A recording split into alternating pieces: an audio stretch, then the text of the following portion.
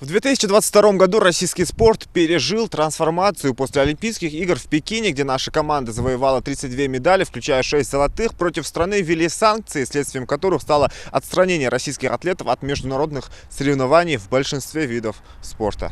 Но это только закалило наших спортсменов. Ребята стали еще чаще участвовать во всероссийских соревнованиях. И достигли хороших результатов во всех базовых олимпийских видах спорта, так и неолимпийских видах спорта. Всего в Ингушетии, по данным Минспорта, в 2022 году прошло более 200 спортивно-массовых мероприятий всероссийского и республиканского масштаба, из которых 152 выездные. В них приняли участие свыше 4000 спортсменов. В регионе состоялся и первый международный турнир по греко-римской борьбе памяти героя России Алихана Калиматова, который до этого проводился в статусе всероссийского. Впервые в истории проходит такого формата мероприятия на территории нашей республики. Это и мотивация для наших спортсменов. Убежден, что по итогам мероприятия будет огромный поток в эту дисциплину. В первую очередь хочу я поблагодарить руководство нашей республики, потому что всю необходимую помощь они оказали нам в проведении этого мероприятия в лице, в первую очередь, нашего главы республики Калиматова Мамата Эльмакшариповича, всего правительства и всех моих коллег. Это наша общая победа, и это наше общее мероприятие, которое сегодня имеет социально-политическое значение. Первые эмоции, первое впечатление, придя в зал, конечно, прекрасная организация. Вот я со своей стороны только могу поблагодарить и Министерство спорта Республики Ингушетия, правительство Республики Ингушетия и, конечно, Федерацию спортивной борьбы Республики за такую столь прекрасную организацию этого мероприятия. И желаю этому удачи турниру памяти прославленного нашего героя Калиматова, чтобы он больше развивался и больше ребят приезжали сюда. Также в 2022 году состоялся крупный открытый межрегиональный турнир по дзюдо среди юношей на кубок главы Ингушетии Махмуда Али Калиматова, который собрал порядка 200 спортсменов из регионов СКФО в 10 весовых категориях. В первую очередь хочется сказать, конечно, поблагодарить организаторов этого турнира. Вообще на сегодня делать вот такие турниры очень нужно, необходимо, и чтобы для наших детей, для нашей молодежи было где набороться, соревноваться, а тем более сделать это у нас в республике, это вообще, мне кажется, очень хорошая идея, и мы с удовольствием приходим, приезжаем и поддерживаем такую идею. Состоялись в регионе и юбилейные 20-е всероссийские соревнования по дзюдо среди мужчин памяти мастера спорта СССР, чемпиона Европы Магомеда Парчиева. Свои силы на татами пробовали порядка 300 спортсменов. В молодежном возрасте по вольной борьбе, где действительно наши ребята показали, на каком они сегодня уровне, какая у них подготовка.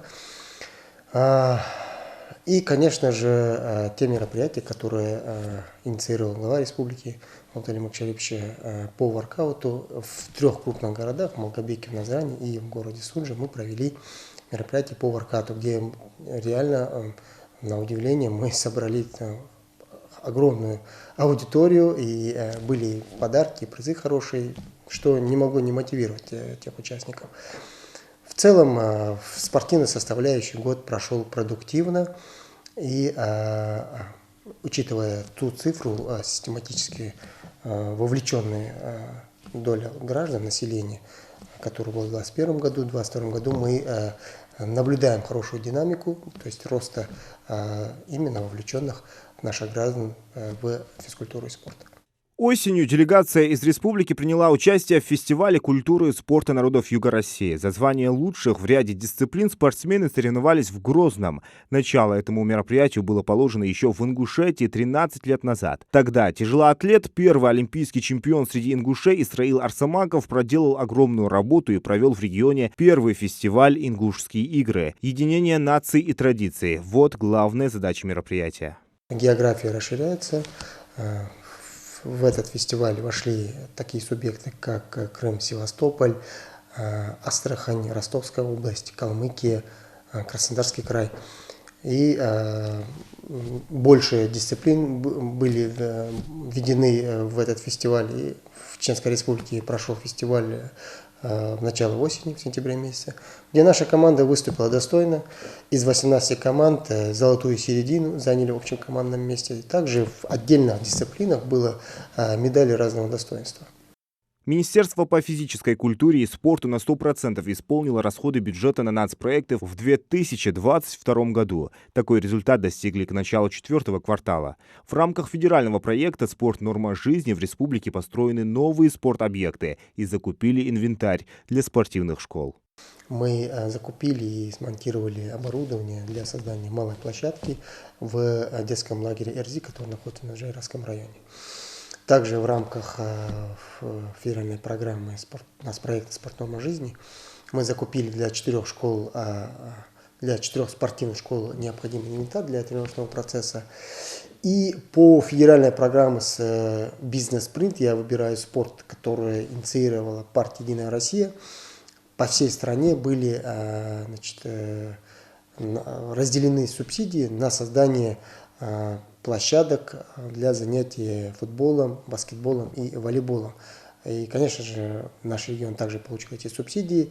В этом году мы поставили, смонтировали это оборудование в городе Сунжи и сельском поселении, не сельскохозяйственном районе. Главная цель проекта «Спорт. Норма жизни» – увеличить число активно занимающихся спортом до 55% до 2024 года. За счет строительства новых спортивных объектов показатели улучшаются. По итогам года в Ингушетии он составит 38%. Минспорт намерен построить ФОКи в Карабулаке, Назране, Магасе, в селениях Барсуки и Газиюрт. Также мы начнем строительство объекта в сельском поселении Барсуки, но этот объект будет переходящий с 23 на 24 год, поэтому здесь у нас чуть больше позволяет время для строительства, но ФОК города Сунжи, который мы запланировали на следующий год, строительство начнется уже начало февраля, сроки начала февраля, я надеюсь, и до конца года мы ведем современный, красивый,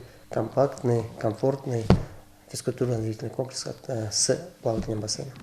Также Минспорт планирует открыть Академию национальных видов спорта в столице региона. Работа уже ведется. А вот большим подарком для малгобекчан стало открытие в городе нового ФОКа. Здание, построенное несколько лет назад, простаивало. Но после вмешательства главы Ингушетии Махмуда Али Калиматова в спортивном объекте забурлила жизнь. Здесь функционируют несколько секций, такие как бокс, борьба, ММА, спортивная гимнастика. Я думаю, мы будем развивать и условия будем создавать. Помимо Валерии, пока у нас это новое, у нас еще несколько, но все равно, я думаю, что для нас это такой спорт интересный. Ну, я думаю, барьеры эти все будем переступать. Вот, поэтому, потому что это здоровье. Это для ребенка здоровье. Осанка, все остальное. Этажом ниже находится новый бассейн спортивного комплекса. Всего их в здании 2 – детский и взрослый. Последний размером 25 на 8 метров, глубиной от 80 сантиметров до 2 метров. Построенный по олимпийским стандартам, он позволяет проводить соревнования как республиканского, так и окружного масштаба. Ну что, великолепно. Бассейн. Пока допустим, чемпионат, где вот есть, где площадка спортивная. А потом вот плавательный у нас есть, 1, 2, 3, 4. И соревнования, например, сделать. У вас хороший бассейн. И вот Бекхан Барахоев сделал в этом, в кадетском. Ну, чемпионат уже там провести, не знаю. Или другом.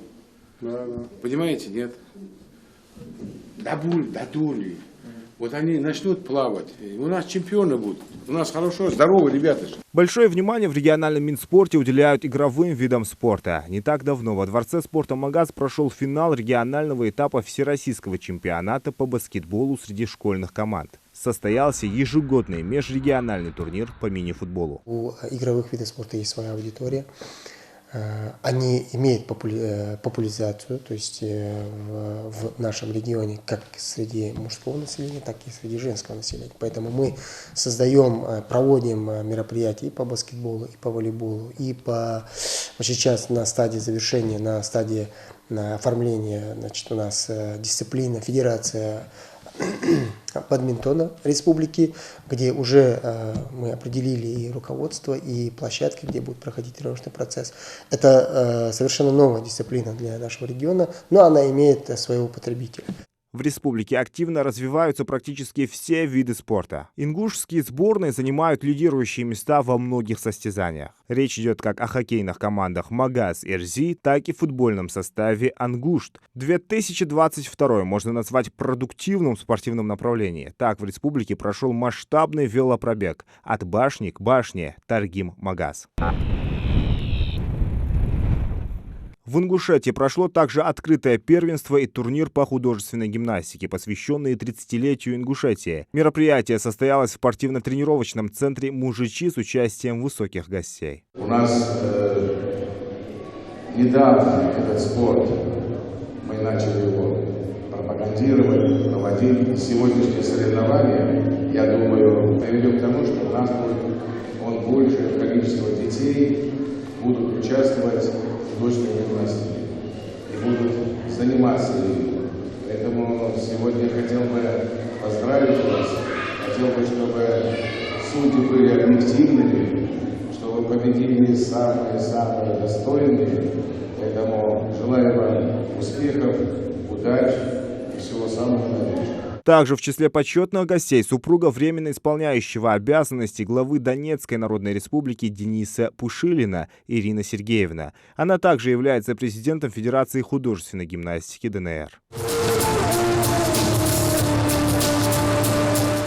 А позднее в Ингушетии прошел мастер-класс для юных гимнасток. Его провела старший тренер юниорской сборной России по художественной гимнастике, заслуженный тренер России Екатерина Сиротина. Среди ее воспитанниц мастера спорта международного класса, победительницы чемпионатов России, Европы и мира. Она первый тренер олимпийской чемпионки Каролины Севастьяновой. Главная цель всех нас, тренеров и занимающихся, это сохранить здоровье детей, научить их правильно и грамотно и дать им долголетие в спорте, чтобы они избегали травм, чтобы они правильно развивались, чтобы высокие нагрузки, которые в художественной гимнастике сейчас присутствуют, они выдерживали без потерь. Об итогах проделанной работы Минспортом региона глава ведомства Али Дашхаклоев отчитался руководителю субъекта. Махмуд Али Калиматов отметил, что министерству нужно уделить особое внимание установке воркаут-площадок в регионе. Нам нужно развивать физкультуру.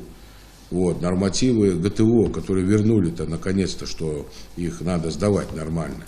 Составьте мне населенные пункты, с главами сельских поселений или городов, где нет их, и давайте посчитайте, сколько площадка обходится, 10 миллионов где-то? Нет, 2 миллиона рублей. Мы будем формировать на следующий год подробно, главами районов, сельских поселений, районов, переговорите, определите место, чтобы это было доступное место. Очень важно, зараза, которая существует, всякие вредные привычки и наркомания, которая здесь проросла у нас. И мы должны молодежь отвлекать. Это тоже часть оздоровления. Давайте до 20 февраля берите, и определяйте наши... Там, где есть потребность. Где есть потребность. Да. ФОКи понятно. Но в первую очередь вышел парень, неважно, со школы идет, другой раз бросил, любой мальчишка залезет на турник. В 2023 году в рамках нацпроекта у спортивного ведомства региона запланировано строительство новых спортивных объектов. Так, до конца года намерены начать работы по возведению физкультурно-оздоровительного комплекса с плавательным бассейном в Сунже. Уже в федеральном бюджете нам одобрили субсидии на 318 миллионов рублей для строительства нового, современного, модернизированного ФОКа с плавательным бассейном в городе Сунже.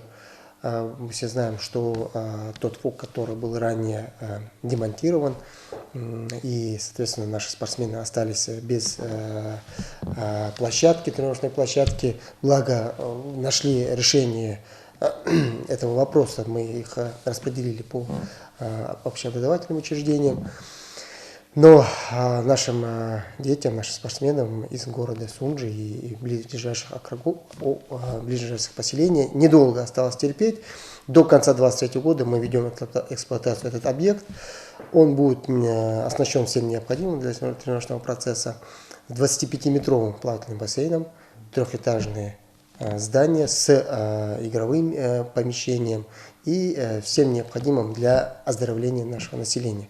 Также мы начнем строительство объекта в сельском поселении Барсуки, но этот объект будет переходящий с 23 на 24 год. В 2022 году правительство Ингушетии утвердило республиканскую программу развития детско-юношеского спорта. В 2023 году регион планирует запустить информационную систему «Навигатор дополнительного образования детей Ингушетии». Для достижения программных целей регион намерен построить 14 физкультурно-оздоровительных комплексов, 50 многофункциональных спортивных площадок и 10 футбольных полей с искусственным покрытием и легкоатлетическими беговыми дорожками. Зелимхан Калоев, Магомед Даскиев. Итоги года.